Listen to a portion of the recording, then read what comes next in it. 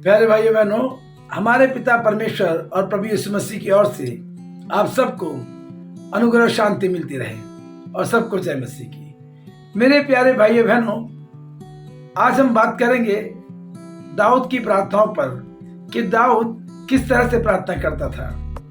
और एक राजा जिसके पास सल्तनत थी, हाथी घोड़े थे, सेना थी, ढप बजाने वाले भी थे, गाने वाले भी थे, सभी कुछ था, लेकिन वो किस तरह से परमेश्वर के पास जाकर के गिड़गिड़ाता था और किस तरह वो घुटनों पे आके प्रार्थना करता था तब की जबकि वो राजा था। तो आज हम भजन संहिता 86 पढ़ेंगे और इसमें जो लिखा है कि हे यहोवा कान लगाकर मेरी सुन ले, हे यहोवा कान लगाकर मेरी सुन ले, क्योंकि मैं दीन और दरिद्र हूं। दाऊद जो कि एक राजा है जिस 40 साल राज्य किया, वो किस तरह से परमेश्वर के स्वर्ग के सिंहासन के सामने जाता है, उसकी वेदी के सम्मुख जाता है और गिड़गिड़ा के बात करता है। कहता है कि मैं दीन और दरिद्र हूं, यानी मैं तो गरीब हूं, दीन हूं, बहुत दुखी हूं। वचन में लिखा उसने कि यहोवा मेरी कान लगाकर सुन ले, कि हे यहोवा कान लगाकर मेरी सुन ले, कि जो प्रार्थना मैं करूं उसे यहोवा कान लगा ले उसके ऊपर, क्योंकि मैं दीन और दरिद्र हूं। एक राजा अपने आप को दीन और दरिद्र बता रहा है। उसने फिर क्या कहा, मेरे प्राण की रक्षा कर। प्रभु से प्रार्थना में वो कह रहा है कि मेरे प्राण की रक्षा कर, क्योंकि मैं भक्त हूं, तू मेरा परमेश्वर है, इसलिए अपने दास का जिसका भरोसा तुझ पर है उद्धार कर। वो कहता है प्रभु से कि मेरे प्राण की रक्षा कर। क्या उसके पास सेना की कमी है? हथियार नहीं है क्या? हाथी घोड़े हैं उसके पास, हर तरह की सेना है उसके पास, लेकिन ये सच्चाई है कि दाऊद जानता है कि उसकी प्राण की रक्षा सिर्फ और सिर्फ परमेश्वर की ओर से हो सकती है। ये एक दाऊद की बात हो रही है, एक राजा की बात हो रही है। वो राजा है, लेकिन किस कदर प्रभु के सम्मुख गिड़गिड़ा रहा है और कैसे गिड़गिड़ा के विनती निवेदन कर रहा है। वो जो गिड़गिड़ाना है उसका, जो घुटनों पे आना है, वही तो उसके राजपाट को संभाले हुआ है। क्योंकि परमेश्वर ने इस वचन में कहा है कि तुम दीन बनो, तुम्हें शिरोमणि मैं बनाऊंगा। तो दाऊद इस वचन पर है। क्या हम और आप इस वचन पर कायम हैं? हमारी थोड़ी सी कमाई बढ़ जाती है, एक छोटी गाड़ी की जगह थोड़ी बड़ी गाड़ी आ जाती है, 2 कमरों के मकान की जगह 3 कमरे का मकान हो जाता है, तो हमारा सीना फूल जाता है।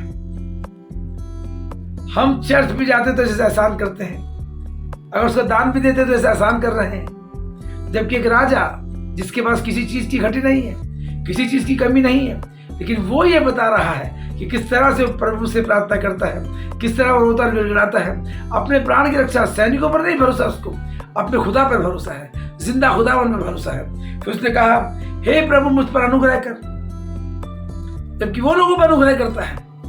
वो कहेगा हे प्रभु मुझ पर अनुग्रह कर, यानी कि जब वो शक्ति से भरा रहेगा, जब वो सामर्थ्य से भरा रहेगा, जब वो आशीषों से भरा रहेगा, तभी वो किसी को आशीष दे पाएगा। तो आज ध्यान रख लें कि आप भी प्रार्थना में इस तरह से प्रार्थना करें कि मुझ पर अनुग्रह कर, हमें आशीष दे, ताकि हम तेरे आशीष का मूल ठहर सकें और हम तेरी दी हुई आशीष को आगे बढ़ाएं और लोगों को आशीष दे सकें। क्योंकि एक राजा इस तरह से बात कर रहा है परमेश्वर से, गिड़गिड़ा भी रहा है वो, और वो दीन भी है, दरिद्र भी है, प्राण की रक्षा भी परमेश्वर से मांग रहा है, जबकि इसके पास घटी किसी चीज की नहीं है। फिर वो कैसा है, अपने दास के मन को आनंदित कर, अपने दास के मन को आनंदित कर, क्योंकि हे प्रभु मैं अपना मन तेरी ओर लगाता हूं। हमारा मन संसार में लगा हुआ है, जहां नकली आनंद है, जहां आनंद है ही नहीं, जहां रोना पीटना और क्लेश है, क्षण भर का आनंद है, बाद में रोना है। लेकिन वो कहता है कि मेरे मन को आनंदित कर। क्या दाऊद के पास ढप बजाने वाले नहीं है, गाने वाले नहीं है, नृत्य करने वाले नहीं है? क्या जोकर भी होंगे उसके पास जो उसका मन बहलाते होंगे? सभी कुछ है, लेकिन वो जानता है कि ये जो आनंद है क्षण भर का है, ये सांसारिक आनंद है। जो आनंद परमेश्वर की ओर से आएगा, परमेश्वर यहोवा की ओर से आएगा, वो सदा का होगा। उस आनंद को कोई चुरा ना पाएगा, क्योंकि आनंद की भरपूरी परमेश्वर के ही निकट है। फिर उसने ये भी कहा है, हे यहोवा क्योंकि तू भला और क्षमा करने वाला है। अब यह क्यों कहता है कि तू भला और क्षमा करने वाला है? परमेश्वर भला है। वो कहता है परख कर देखो यहोवा कितना भला है। कहता तू भला और क्षमा करने वाला है, और सच है वो क्षमा क्यों मांग रहा है कि दाऊद ने बड़ी लड़ाइयाँ लड़ी, उससे कत्ल भी हुए होंगे, उससे हत्याएं भी हुई होंगी, उससे उसके हाथ से लोग मारे भी गए होंगे। उसने कहा प्रभु तू भला है और तू क्षमा करने वाला, यानी वो अपने पाप भी क्षमा करवा रहा है परमेश्वर से। देखिए एक राजा हो करके दीन हो गया है, मन का आनंद भी परमेश्वर से मांग रहा है, प्राण की रक्षा भी परमेश्वर से मांग रहा है, जबकि सल्तनत का मालिक, हीरे जवाहरातों से भरा महल, हाथी घोड़े लाखों की संख्या में सैनिक, किसी चीज की घटी नहीं, लेकिन परमेश्वर से मांग रहा है वो। Hallelujah, praise the Lord. वो कहता है यहोवा मेरी प्रार्थना की ओर कान लगा और मेरे गिड़गिड़ाने को ध्यान से सुन। मतलब वो कह रहा है कि मेरी प्रार्थना की ओर कान लगा और मेरे गिड़गिड़ाने को ध्यान से सुन, यानी कि वो खुदा का ध्यान अपनी ओर खींचना चाहता है कि बस तू मेरी सुन ले, क्योंकि मैं इस समय तेरे पास आया हूं। अब प्रभु उसकी बात क्यों नहीं सुनेगा?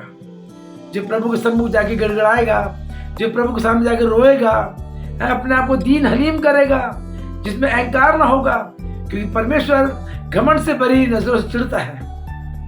तो दाऊद ने हमें यहां बताया कि किस तरह से दाऊद प्रार्थना कर रहा है, और ये जो रीति है प्रार्थना करने की, शायद हमारे और आप में हो सकती है और नहीं भी, हम किसी पर दोष नहीं ला सकते। लेकिन मैं एक बात ये बताना चाहता हूं कि एक राजा, इस्राएल का राजा, जिसके पास सब कुछ है, लेकिन परमेश्वर की बेदी के आगे घुटनों पर है, गिड़गिड़ा रहा है, रो रहा है, दीन हो गया है, और अपनी प्रार्थनाओं के लिए उसके कान मांग रहा है कि अपने कान मेरी प्रार्थना पे लगा, मेरे गिड़गिड़ाने पे लगा। तो मेरे प्यारे भाइयों बहनों, यदि इस तरह की प्रार्थना हम करते हैं तो हमारी प्रार्थना का उत्तर निश्चित रूप से आ रहा है और आकर रहेगा। प्रार्थना करने का तरीका यही है, ये नहीं कि आप आए और प्रार्थना करी 5-7 मिनट में और अपनी सारी डिमांड रख दी, उसके बाद निकल गया जय मसीह की करके। हमें प्रभु से प्रेम करना है। यहाँ पर जो अपना प्रेम दर्शा रहा है, अपने पिता के सम्मुख आगे किस तरह से दीन हो गया है वो, किस तरह से गिड़गिड़ा रहा है वो, तो क्या प्रभु का प्रेम उस पर नहीं छलकेगा? प्रभु दीनों का है, दबे हुए कुचलों का है परमेश्वर, दलितों का है परमेश्वर, पापियों का है, बीमारों का है। ध्यान रखें, यदि आप इस बात पर मनन करते हैं आज कि किस तरह से हमें प्रार्थना करनी चाहिए, तो आज हमें भजन संहिता 86 में पढ़कर भी सीखना है और सुनकर भी सीखना है।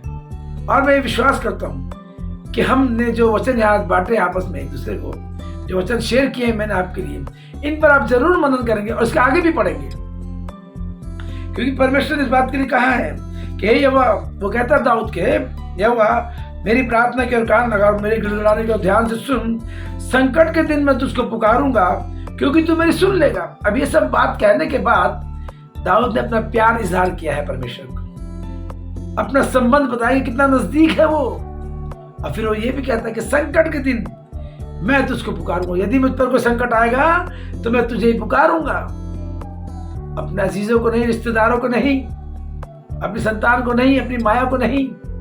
वो यहाँ बता रहा कि संकट के दिन मैं तुझको पुकारूंगा। तो वो ये बताना चाहता है हमसे, आपसे, कि संकट में हमें कहाँ जाना चाहिए? प्रभु की ओर, उसको पुकारना चाहिए। मुश्किल कितनी बड़ी क्यों ना हो, यीशु के नाम के आगे जीरो है, यीशु के नाम के आगे मिट जाती है। लेकिन हमारी मुश्किलें कब बढ़ जाती हैं? जब हम मुश्किलों को बड़ा मानने लगते हैं, परेशानियों को बड़ा मानने लगते हैं, बीमारियों को, कर्जों को बड़ा मानने लगते हैं और प्रभु की ओर ध्यान नहीं देते हैं। वरना परमेश्वर के लिए कुछ भी करना असंभव नहीं है।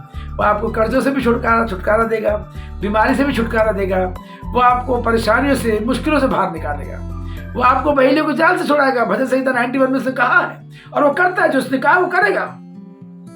यदि हमारी प्रार्थना दाऊद की तरह होती है, यदि हमारी प्रार्थना आत्मा से रोकर होती है, तो यदि हमारी प्रार्थना गिड़गिड़ाने से होती है, तो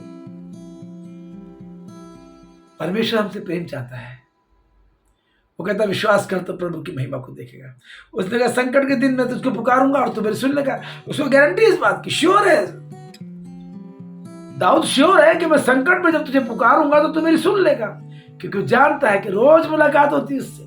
वो हफ्ते में एक दिन प्रार्थना नहीं करता है, वो महीने में एक दिन चर्च नहीं आता है, वो क्रिसमस और ईस्टर का मसीह नहीं होगा, वो रोज का प्रार्थना करने वाला है दाऊद। वो भजन गाने वाला था, वो नृत्य करने वाला था, वो प्रभु में आनंदित रहने वाला था। 24 घंटे धुन थी उसको, भले कितने युद्ध क्यों ना करे उसने, लेकिन उसका रिश्ता परमेश्वर से हमसे भी कहीं अधिक रहा होगा। तभी तो परमेश्वर ने उसको 64 वार जो उसने किए सब में विजय दिलाई। और उसने वायदे में कहा, उसने प्रॉमिस किया परमेश्वर ने कि तुम पुकारोगे मैं सुनूंगा। या दाऊद कह रहा कि संकट में मैं तुझे पुकारूंगा और क्योंकि तू मेरी सुन लेगा, क्योंकि तू मेरी सुन लेगा। यहाँ पर बिल्कुल पुख्ता तौर पे विश्वास है दाऊद को, इसलिए उसको कोई डर नहीं, कोई भय नहीं है। और इसी बात से मैं आपको बताना चाहता हूँ कि हम लोग भी इसी तरह से प्रार्थना करें परमेश्वर से। उसके बाद जाके 8 घंटा 10 घंटा 6 घंटा प्रार्थना करने की जरूरत नहीं है। आजकल प्रचार में लोग कहते हैं कि रात भर जाग के प्रार्थना करो। यदि आप नौकरी करते हैं तो आप रात भर जाग के कैसे प्रार्थना कर सकते हैं? आप संध्या की बेला में, शाम के समय में, जब ऑफिस से आते हैं, अपने कामों से आते हैं, बहुत थके हुए, तो हाथ मुंह धो करके घुटने पे आ जाएं खुदा के पास, सारा दिन का धन्यवाद करें उसको, आने वाले समय के लिए आशीष और बरकत मांगे उससे, घर के लिए छुटकारे मांगे, कर्जों से, बीमारियों से, परेशानियों से, बच्चों के लिए आशीषें मांगे, उनकी पढ़ाई लिखाई के लिए मांगे। आप जितनी देर भी प्रार्थना कर सकते हैं, जो संभव है परमेश्वर को वो भाता है। ये नहीं है कि आपको रात को जागना। देखिए, जो पास्टर है, जो पासवान है, जो पादरी है, जो सेवा हम लोग कर रहे हैं परमेश्वर में, हमारी ड्यूटी है कि हम परमेश्वर में हर वक्त बने रहें। हम रात को बहुत देर तक जागते हैं। क्यों जागते हैं? कि हमारा काम है, हमें परमेश्वर से सामर्थ चाहिए, क्योंकि हम भीड़ में जाते हैं प्रभु का प्रचार लेकर के। वहाँ अच्छे बुरे सभी लोग मिलते हैं, वहाँ दुष्ट की आत्माएं भी मिलती हैं। यदि हम सामर्थ से ना भरे होंगे तो हम परिवार होगा, प्रभु का नाम बदनाम होगा। प्रभु के दास लोग रात को जागते, प्रार्थना करते, सत्य है ये। हम खुद रात को जागते हैं, रात को 3-4 बजे के बाद सोते हैं। लेकिन यदि आपको ये कोई कहता है कि आपको 6 घंटे प्रार्थना करनी है, आपको नौकरी भी करनी है, क्योंकि मेरा काम परमेश्वर का प्रचार करना है, मैं रात दिन उसी में मगन रहता हूँ। आपको नौकरी पे जाना है, यदि आप नौकरी ढंग से नहीं कर पाएंगे तो आपको नौकरी से निकाला जा सकता है। तो परमेश्वर को ये नहीं भाएगा। प्रभु नहीं कहता कि पेट के बल चल के आओ घंटों घंटों मेरे पास। वो तो कहता सिर्फ तुम मुझे पुकारो, मैं तुम्हारी सुनूंगा। तुम मेरे नाम को जहां स्मरण कराओगे, मैं तुम्हें वहां आशीष दूंगा। मैं सदा तुम्हारे साथ रहूंगा, ना मैं तुम्हें छोड़ूंगा, ना त्यागूंगा, मैं तुम्हें धोखा नहीं दूंगा। हमारा खुदा जिंदा खुदावन है। विश्वास करें कि आज की जो हमारी सभा है, आपसे मिल करके जो वचन बांट रहे हैं आपसे, उन पर आप मनन करें और प्रभु के आशीष को पाएं। प्रभु आप लोग को आशीष दे। सबको जय मसीह।